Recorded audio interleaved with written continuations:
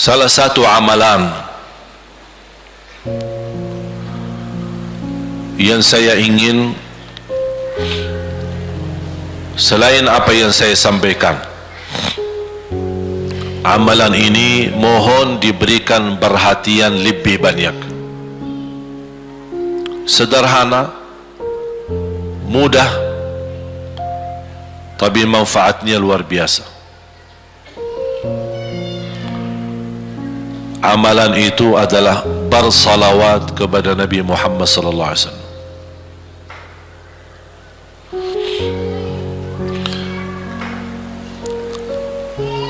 Kali ini saya tidak minta anda bersalawat seperti biasa. Saya yakin Bapak Ibu suka bersalawat, tapi kali ini saya ingin anda membawa salawat kepada Rasul dengan penuh rasa cinta. Demi Allah jamaah sekalian, tidak ada di antara kita yang bisa dan mampu membalas kebaikan Nabi Muhammad untuk kita semua. Salawat kepada Nabi Muhammad, satu kali salawat kita dapat 10 kali rahmat. Ini baru satu kali, dapat 10 kali rahmat. Nabi Muhammad menjadi Nabi kebanggaan kita, rahmatan lil alamin, termulia akhlaknya. Yang paling mulia akhlaknya terhadap istrinya, itulah Nabi Muhammad sallallahu alaihi wasallam. Setiap malam saya suka minta maaf sama istri saya. Saya sampaikan, mohon maaf, saya belum mampu menjadi semulia akhlak Nabi Muhammad sallallahu alaihi wasallam. Yang termulia akhlaknya terhadap istrinya Nabi Muhammad. Makanya kata Rasulullah di hadis yang sahih,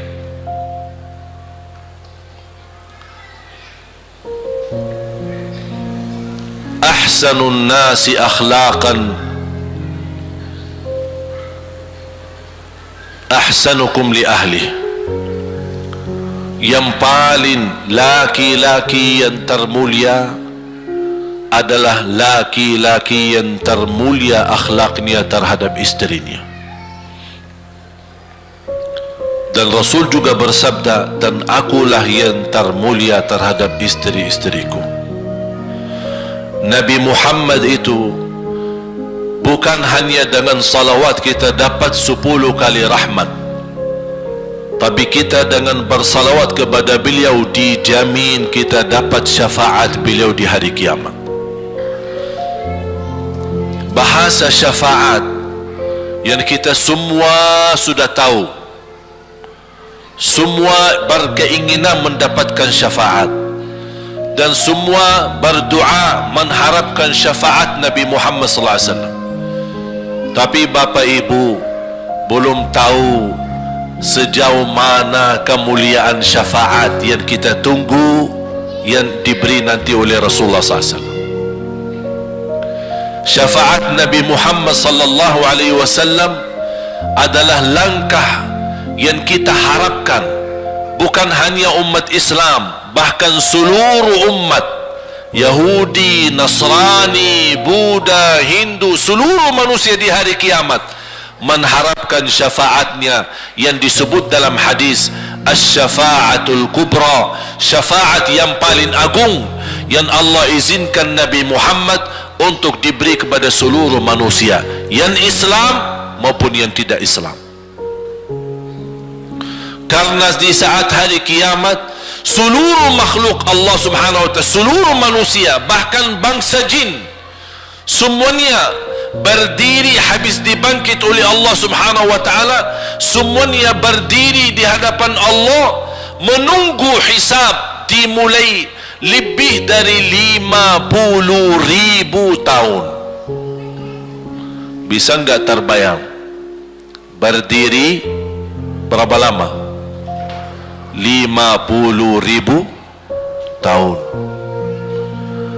Dan semuanya keadaan laki dan perempuan sebagaimana baru dilahirkan. Bisa enggak Bapak Ibu terbayang? Sekarang mohon maaf, ibu-ibu yang begitu berjilbab,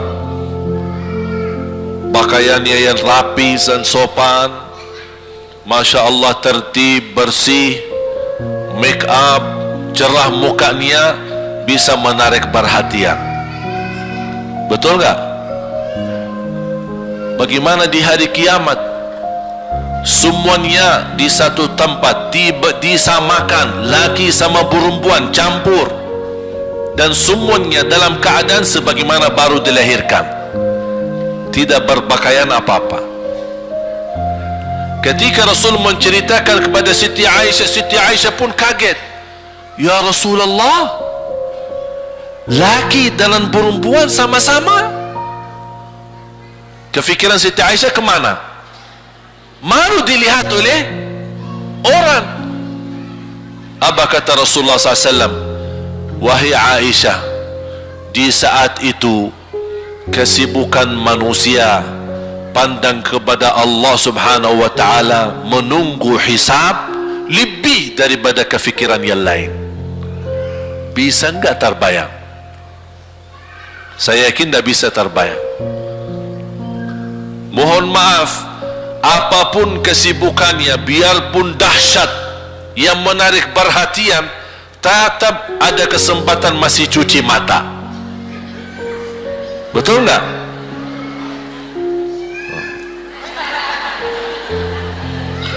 Tapi kalau di hari kiamat, beda keadaannya. Apapun yang saya jelasin, tidak akan mungkin Bapak Ibu bisa bayangkan, karena itu bukan dahsyat lagi, tapi di luar batas kemampuan kita. Makanya Siti Aisyah sebagai manusia wajar kalau terkejut. Ya Rasulullah, kami dan laki-laki sama-sama. Rasul maklumi fikiran Siti Aisyah sebagaimana memaklumi fikiran kita yang sama. Tapi ternyata kalau di sana beda. Makanya di saat itu belum lagi matahari didekatkan, disebut dalam hadis mil, 1 mil.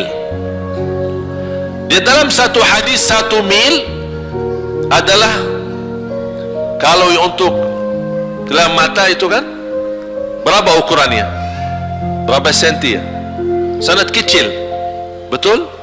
Kalau dalam bahasa Arab itu namanya mil.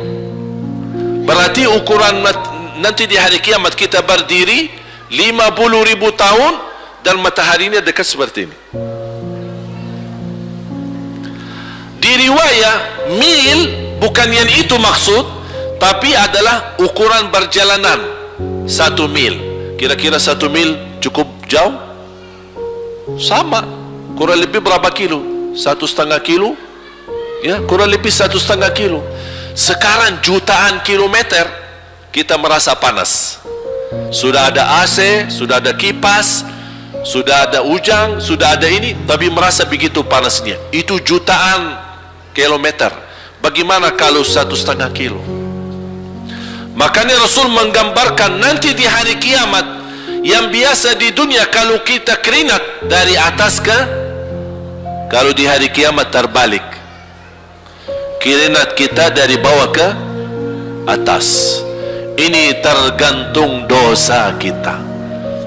Kata Rasulullah, ada yang keringatnya sampai ke mata kaki, ada yang sampai ke lutut, ada yang sampai ke paha, ada yang sampai ke perutnya, ada yang sampai ke dadahnya, ada yang sampai ke lehernya, bahkan ada yang sampai merasa sudah sesak nafas, ingin melamatkan diri supaya tidak tenggelam di dalam keringatnya sendiri. Dalam keadaan itu 50.000 tahun. Di situ manusia sudah merasa gelisah, sudah cukup merasa tersiksa, semua larinya. Penolong siapa yang bisa menolong kita? Kita minta tolong kepada siapa yang bisa menyampaikan hajat kita kepada Allah supaya mulai hisab? Karena sudah kita tidak kuat lagi. Semuanya larinya kepada Nabi. Nabi Adam, Nabi Ibrahim, Nabi Nuh, Nabi Musa, Nabi Isa. Semuanya jawab yang sama. Nafsi, nafsi. Allahumma sallim, sallim. Ya Allah, selamatkan diriku sendiri. Tak ada yang urus anak, istri, suami, keluarga, apalagi manusia lain. Sama keluarganya saja dia lari. Tak ada. Nafsi, nafsi. Diri sendiri, ya Allah selamatkan. Diri sendiri, ya Allah selamatkan. Diri sendiri, ya Allah selamatkan. Nabi Adam jawab begitu. Suruh, barangkali Nabi Nuh bisa bantu kalian. Datang kepada Nabi Nuh, nafsi, nafsi, Allahumma sallim, sallim. Datang kepada Nabi Musa, nafsi, nafsi, Allahumma sallim, sallim. Datang ke Nabi Isa, nafsi, nafsi, Allahumma sallim, sallim. Sampai terakhir Nabi Isa berkata, ada satu, saya rasa dan yakin dialah yang bisa memberi bantuan. Dia tunjukkan, itu dia, namanya Muhammad sallallahu alaihi wasallam. Bayangkan, semua manusia ini ada sekarang yang masih hidup berapa miliar, kita tidak bisa dihitung berapa jumlah penduduk bumi. Bayangkan dengan umat terdahulu, semua dikumpulkan dan semua menarah satu arah kepada Nabi Muhammad, minta tolong, ya Rasulullah, ya Muhammad, ya Habiballah, tolong syafaatkan. Barangkali dengan bantuanmu, doamu, syafaatmu, bisa ini mulai dihisab supaya terselesai siksa yang kita hadapi. Begitu mereka datang, apa jawab Rasulullah SAW? Allahumma sallim, sallim, ummati, ummati. Ya Allah, selamatkan umatku, umatku. Fikirannya umatnya, bukan istrinya, bukan anaknya, bukan orang tuanya, bukan siap, umatnya. Umatnya dia fikirkan. Kemudian dia sujud di hadapan Allah Subhanahu wa ta'ala. Kata Rasulullah, di saat itu aku bersujud, Allah gerakkan lidahku untuk memuji Allah dengan kata-kata pujian yang tidak pernah makhluk pun sebelumnya sebutkan pujian itu. Artinya pujian yang Allah anugerahkan untuk Nabi Muhammad, sebelumnya tidak ada satu makhluk pun yang bisa mengucapkan, hanya Nabi Muhammad, dan hanya di saat dia sujud di hadapan Allah di hari kiamat. Allah biarkan beberapa lama, habis itu Allah berkata, ya Muhammad, irfa' ra'sak wasal tu'ta washfa' tushaffa. Ya Muhammad, angkatlah kepalamu dan silahkan minta apapun, aku berikan. Silahkan beri syafaat kepada siapapun, aku terima syafaatmu. Langsung dia berkata, ya Allah, kasihan manusia, mohon segera dihisab. Baru mulai dihisab, turun kitab-kitab. Ada yang mengambil kitabnya dengan tangan yang kanan, itulah bahagia. Ada yang mengambil kitabnya dengan tangan kiri, dia berusaha sembunyikan tangan kirinya karena dia malu kalau kitabnya diterima dengan tangan kiri. Dia sembunyikan tangannya yang kiri ke belakang, larinya buku amalannya ke belakang dan langsung nempel di tangannya. Tak ada yang bisa lari di hari itu. Semua amalan, buku amalannya dibuka oleh Allah, dan akan Allah mulai menghisabkan kita satu persatu. Tak ada kelompok-kelompok. tidak ada bendera, tidak ada ormas, tidak ada kelompok, tidak ada pimpinan, masing-masing.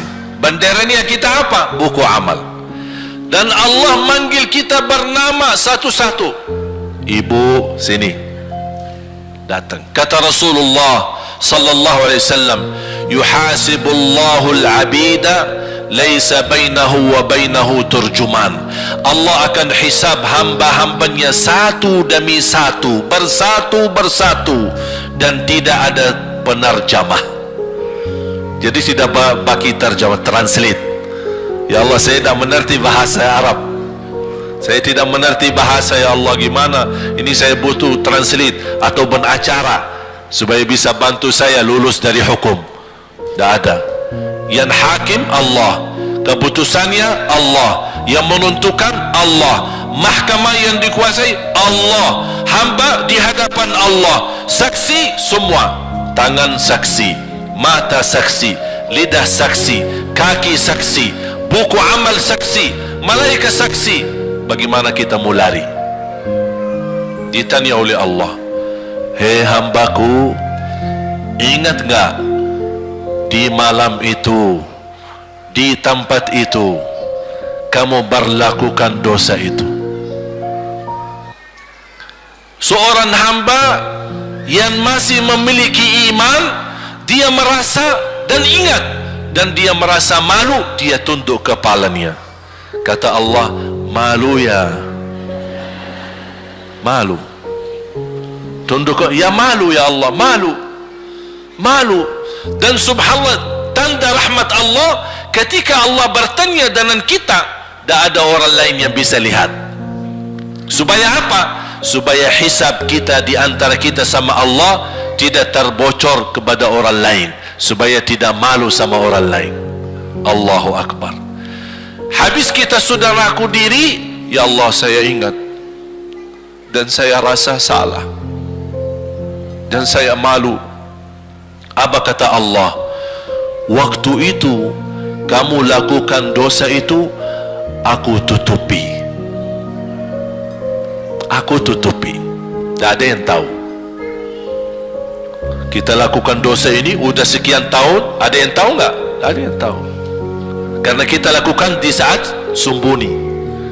Kata Allah, di saat itu kamu lakukan dan kamu tahu itu dosa, tapi aku tutupi supaya kamu jangan menjadi malu di depan keluarga atau di depan sahabat. Aku tutupi. Dan aku sekarang sudah menutupi dosamu di dunia, dan sekarang aku hapuskan dan ampuni dosamu di akhirat. Allahu Akbar. Disitulah terasa anugerah, ampunan Allah yang maha kuasa. Dan Allah di saat itu mampu menghukum kita. Dan kalau Allah menghukum kita, Allah tidak pernah menzalimi kita. Justru itu keadilan Allah, tapi Allah tidak memperlakukan keadilannya, justru yang mendahulukan ampunan dan kasih sayangnya. Habis selesai hisab, harus semua tanpa kecuali liwati neraka Jahannam di atas sirat. Sirat yang panjang, yang kejam seperti pedang, yang tipis sampai tidak bisa dilihat oleh mata. Katanya tipisnya seperti, subhanallah, imam bisa jalan di atas rambutnya. Kejam lagi, masuk di atas sirat, terus jalan.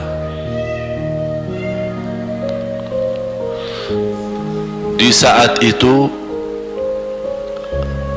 ada doa yang menyelamatkan kita sampai menuju surga. Nabi Muhammad sallallahu alaihi wasallam, dia sudah duluan Kalau Sayyidina Abu Bakar perjalanan di atas sirat disebutkan 100 tahun. Tapi Sayyidina Abu Bakar satu langkah di atas sirat, langkah kedua di depan pintu surga. Dahsyat. Ini Sayyidina Abu Bakar seperti itu. Bagaimana Rasul? Rasul sudah menunggu di depan. Mulai manusia satu persatu jalan di atas sirat. Dan Rasul di saat itu sibuk berdoa, Allahumma sallim sallim, ya Allah selamatkan umatku, ummati ummati, ummati ummati, sampai mereka terselesai. Sampai di situ saja. Sebelum masuk surga ada berita gembira untuk umatnya Nabi Muhammad sallallahu alaihi wasallam. Tidak boleh ada yang masuk surga harus berjumpa dengan beliau dulu, tatap muka, dan disediain minum yang disebut air Al-Kautsar, dan di situ banyak gelas. Tinggal kita ambil gelas dan minum. Begitu kita mau ambil gelas dan minum, datang Rasul, jangan kamu minum langsung dari tanganku sendiri. Barang siapa yang minum dari tanganku tidak akan haus selama-lamanya. Allahu Akbar. Di situ terasa kemuliaan. Begitu kebahagiaan kita bertemu dengan Nabi Muhammad dan bisa langsung minum dari tangan Nabi Muhammad sallallahu alaihi wasallam. Bukan hanya begitu saja, bahkan Nabi Muhammad memegang tangan kita, mengajak kita masuk 8 pintu surga. Ada 8 pintu. Rasul bersabda, satu pintu luasnya seperti antara langit dan bumi. Satu pintu antara langit dan bumi luasnya. Dan kata Rasulullah, di saat itu akan manusia gesa-gesaan untuk masuk surga. Itu tanda apa? Banyak yang akan masuk. Mudah-mudahan kita terhitung dari yang banyak.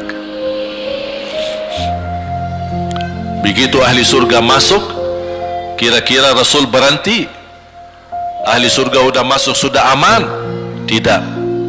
Rasul balik lagi, keluar dan menuju dari langkah sirat yang pertama, melihat ada enggak ternyata ada di antara umatnya yang tersisa yang dosanya terlalu banyak, gesa-gesaan di jalan, merangkak di jalan sampai jatuh di dalam neraka.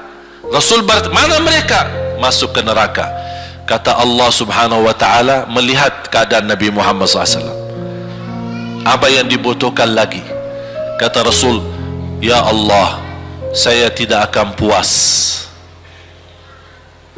masuk surga sampai hamba-hambamu yang ada di neraka, umatku, diselamatkan. Allah subhanahu wa ta'ala mengizinkan Nabi Muhammad keluarkan dari neraka. Dia keluarkan. Sudah cukup ya Nabi Muhammad? Tidak cukup ya Allah, masih ada lagi. Diambil lagi, dikeluarkan, diambil lagi, dikeluarkan. Artinya dari umat Nabi Muhammad yang masih banyak dosanya, yang masih banyak kelewatannya sama Rasulullah, yang tidak pantas memberi kemuliaan kepada Rasulullah SAW, dapat pula syafaatnya Nabi Muhammad. Yang tidak pernah memberi tanda sayang dan cinta kepada Rasul, dapat rasa sayang dan cinta Nabi Muhammad SAW. Sambil kata malaikat Jibril, demi Allah saya melihat Nabi Muhammad mengambil manusia dari neraka Jahannam, diselamatkan dari siksa dan membawa mereka ke surga. Kata malaikat Jibril, sambil aku kira tidak ada lagi yang tersisa di neraka Jahannam, saking banyaknya yang dikeluarkan oleh Rasul. Itu syafaat Rasul sallallahu alaihi wasallam. Oleh karena itu jamaah sekalian, ini yang saya ceritakan. Saya mohon kalau anda lagi bersalawat, ingat itu semua. Nabi Muhammad bukan Nabi yang biasa. Nabi Muhammad adalah Nabi yang penolong kita nanti di hari kiamat. Seandainya kita masuk neraka Jahannam, masih ada harapan kita dapat syafaat Nabi Muhammad SAW.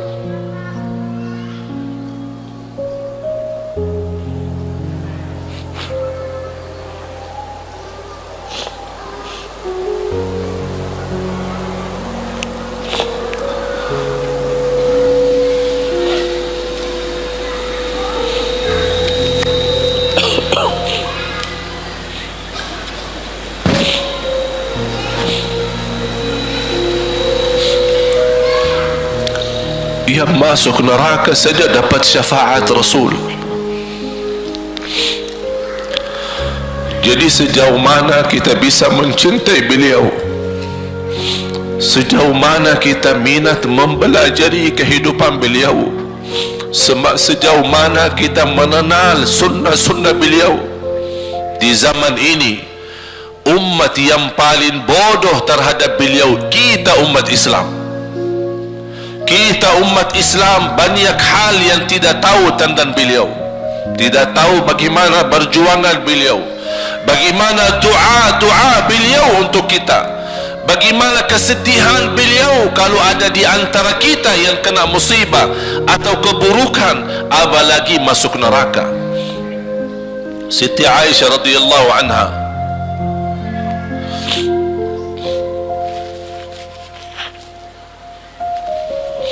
Siti Aisyah radhiyallahu anha pernah minta sama Rasul doa. Ya Rasulullah, tolong doakan saya. Rasul mendoakan, Allahumma ighfir li Aisyah ma taqaddama min dhanbiha wa ma ta'akhkhar, ma qaddamat wa ma akharat, wa ma asarrat wa ma a'lanat. Ya Allah, ampunilah dosa-dosa istriku Aisyah, dosa yang lama, dosa yang baru, dosa yang terang-terangan maupun dosa yang tersembunyi. Siti Aisyah mengaminkan doa Nabi Muhammad dan menangis dan bangga dan senang. Saking senangnya, saking bahagianya, dia tertawa sambil Rasul melihat Siti Aisyah. Senang wahai Aisyah?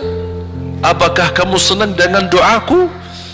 Kata Siti Aisyah, bagaimanakah aku tidak senang? Aku justru merasa bahagia dengan doamu untukku ya Rasulullah. Apa kata Rasul? Ketahuilah wahai Aisyah, ketahuilah doaku yang baru ini untukmu, itulah selalu doaku untuk umatku di setiap salat. Itu doa Nabi kita buat kita. Setiap beliau salat mendoakan kita, ya Allah, ampuni dosa umatku, dosa yang lama, dosa yang baru, dosa yang sembunyi, dosa yang terang-terangan. Setiap salat itu doa Nabi kita, Nabi Muhammad SAW, untuk kita semua. Apa yang diminta oleh Rasul? Rasul tidak minta banyak dari kita. Salah satu yang diminta oleh Rasul dan memohon, satu itu berbanyak, itu satu-satunya yang Rasul minta banyak. Selain itu Rasul tidak pernah minta banyak. Satu-satunya Rasul minta banyak. Apa? Salawatlah kepadaku, berbanyaklah salawat kepadaku. Mengapa Rasul minta berbanyaklah salawat kepadaku? Kenapa tidak minta amalan yang lain untuk dibanyakkan salawat atau amalan yang lain? Mengapa hanya salawat? Rasul berpesan berbanyaklah salawat kepadaku, karena Rasul tahu dengan kita berbanyak salawat, kita akan dijamin dapat syafaat beliau, dan itulah beliau yang diinginkan. Bukan hanya dapat syafaat, bahkan Rasul sendiri bersabda, aqrabukum minni majlisan yaumal qiyamah, yang paling dekat kepadaku hari kiamat, yang paling banyak salawat kepadaku. Bahkan berita gembira bagi seorang hamba umat Nabi Muhammad SAW, akthiru alayya minas salati yawmal jumu'ati wa laylataha fa inna salatakum tablughuni haitsu kuntum. Ini keistimewaan khusus, kelebihan amalan yang utama, bahkan yang terutama di hari Jumaat dan di malam Jumaat, fokus hanya bersalawat kepada Rasul. Mengapa? Karena Rasul yang berpesan, Rasul yang minta. Rasul berpesan, berbanyaklah salawat kepadaku malam Jumaat dan hari Jumaat. Mengapa ya Rasulullah khusus hari Jumaat dan malam Jumaat? Karena salawat kalian Allah sampaikan kepadaku.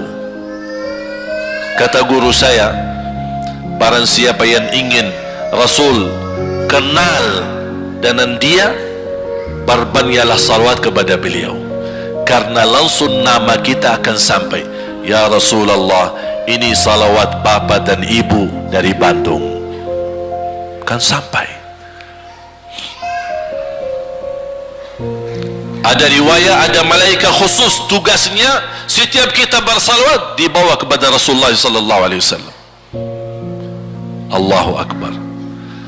Bahkan ada orang bertanya kepada guru saya, Syekh Muhammad ibn Mukhtar Asy-Syanqiti, dan beliau masih hidup. Subhanallah, ketika di salah satu pertanyaan di majlis ta'lim di Masjid Nabawi, ada orang bertanya, mana yang lebih diutamakan di hari Jumat? Banyak baca Quran atau banyak salawat? Kita milih yang mana?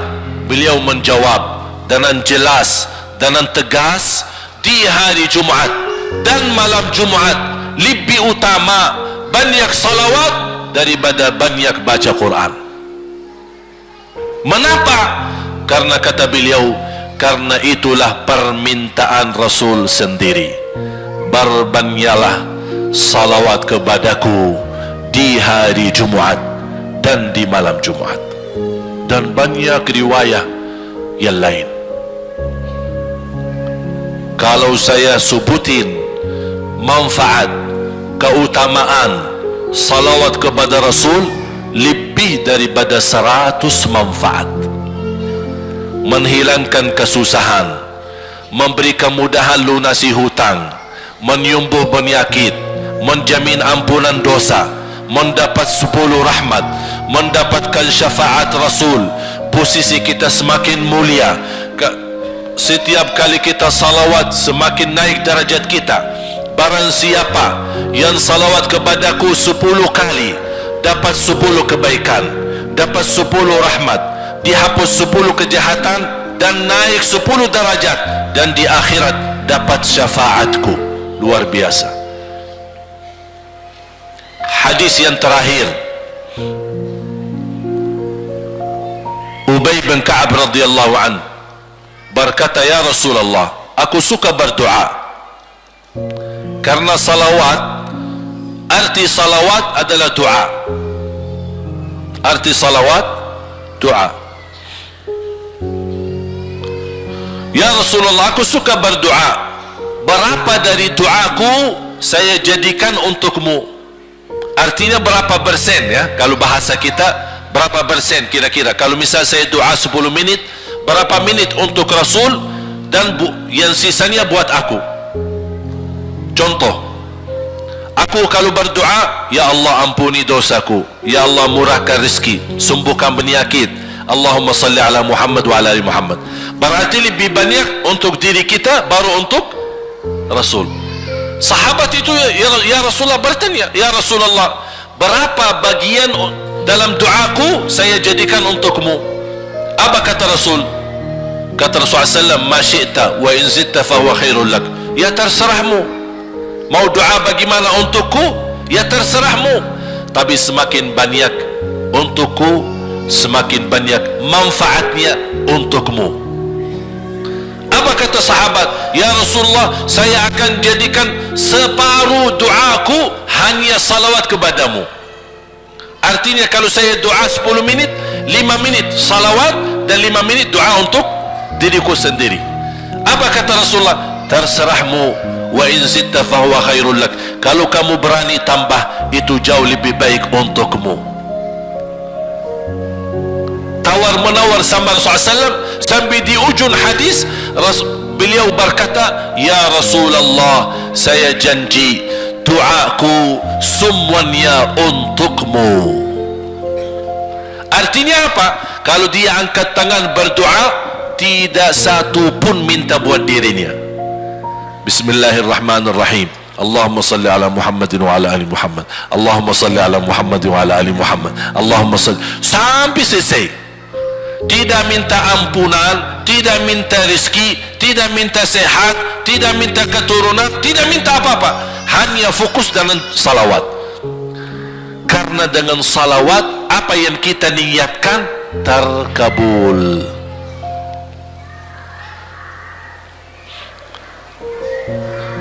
Saya dapat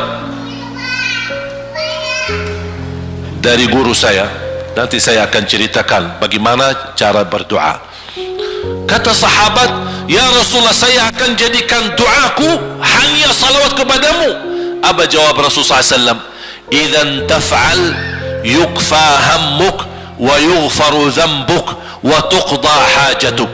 Kalau kamu lakukan hanya doamu, hanya salawat kepadaku, akan dihilangkan segala kesusahan, diampuni segala dosa, dan dikabulkan segala hajat.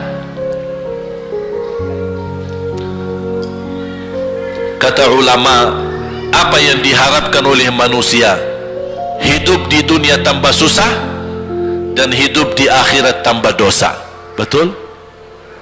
Itulah kita dapat dengan salawat kepada Nabi Muhammad SAW. Berdoa, ketika anda berdoa, contohnya seperti ini. Setiap anda berdoa, biasa mulai dengan bismillah dan memuji Allah Subhanahu wa ta'ala. Cukup satu kata memuji Allah dalam segala pujian, alhamdulillahi rabbil alamin. Segala puji bagi Allah. Ini mewakili semua pujian yang lain. Asmaul husna, segala sifat agung, segala kemuliaan diwakili oleh satu kata, alhamdulillahi rabbil alamin. Kata sederhana, kata tidak terlalu panjang, tapi maknanya sangat luas. Oleh karena itu boleh diulangi berkali-kali, alhamdulillahi rabbil alamin, alhamdulillah, sampai benar-benar merasa di hati. Karena ini ucapan mewakili segala pujian yang kita ingin sampaikan kepada Allah. Karena ada pujian yang kita ingat, ada pujian kata-kata yang kita tidak hafal. Dan alhamdulillahi rabbil alamin mewakili segala pujian kepada Allah Subhanahu wa ta'ala. Kemudian bersalawat, Allahumma salli ala Muhammadin wa ala ali Muhammad kama sallaita ala Ibrahim wa ala ali Ibrahim innaka Hamidum Majid. Silahkan doa, ya Allah, ampunilah dosaku. Allahumma salli ala Muhammadin wa ala ali Muhammad. Ya Allah, sembuhkan penyakitku. Allahumma salli ala Muhammadin wa ala ali Muhammad. Ya Allah, berikan kepada aku anak yang salih salihah. Allahumma salli ala Muhammadin wa ala ali Muhammad. Jadi setiap langkah doa diawali dan diakhiri salawat. Faham? Subhanallah, wallahi dahsyat. Saya tidak bisa cerita apa lagi. Mau cerita apa lagi? Wallahi dahsyat. Saya tidak pernah istiqamah mengamalkan doa seperti ini. Alhamdulillah, selalu terkabul. Bahkan nyata Allah kasih. Udah selesai. Wallahi jamaah sekalian, salawat kepada Nabi Muhammad bukan budaya, bukan kebiasaan, tapi amalan yang sangat manfaat buat keselamatan kita, kebahagiaan kita di dunia maupun di akhirat. Bahkan keselamatan buat anak kita, salawat kepada Nabi Muhammad SAW. Terakhir, sekali lagi, ketika anda bersalawat, apa yang saya cerita tadi tolong dihadirkan dalam fikiran. Siapa Nabi Muhammad itu? Nabi Muhammad penolong kita di hari kiamat. Nabi Muhammad yang membawa syafaat untuk kita. Nabi Muhammad yang menunggu kita di surga.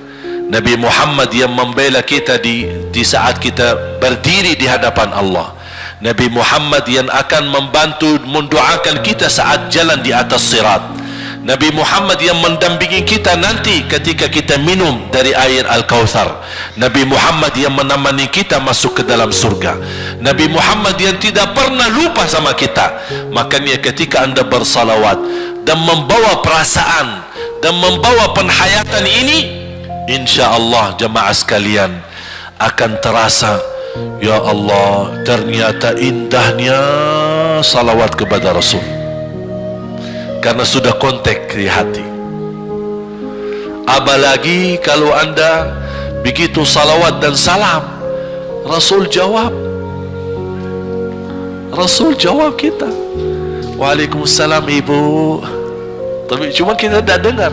Dia dengar salawat kita, dia dengar salam kita, tapi kita tidak mendengar jawab beliau. Allahu Akbar. Wallahi kalau bisa kita rasakan, wallahi ibu bapak akan sendiri menangis tanpa merasa. Sendiri, kok tiba-tiba nangis, kok tiba-tiba kok tidak bisa tahan diri. Karena Nabi Muhammad itulah yang semestinya sudah menguasai hati kita, sudah ada di hati kita, sudah mempenuhi rasa cinta di dalam hati kita. Makanya kata Rasulullah, tidak sempurna iman seorang sampai dia mencintaiku lebih dari ibunya, lebih dari bapaknya, lebih dari anaknya, lebih dari hartanya, bahkan lebih dari dirinya sendiri. Baru sempurna imannya. Bagaimana kita bisa mencapai kesempurnaan iman seperti ini? InsyaAllah dengan bersalawat, dengan membawa perasaan, membawa kehadiran cerita-cerita yang sama-sama kita belajari, baru akan terasa di dalam hati posisi Nabi Muhammad akan semakin besar, semakin mulia di hati kita. InsyaAllah semakin mulia di hati kita, InsyaAllah akan semakin semangat beribadah, semakin semangat mendekati, semakin semangat mempelajari, dan semakin insyaAllah menjadi baik di mata Allah dan insyaAllah baik di mata manusia. Amin ya Rabbal Alamin.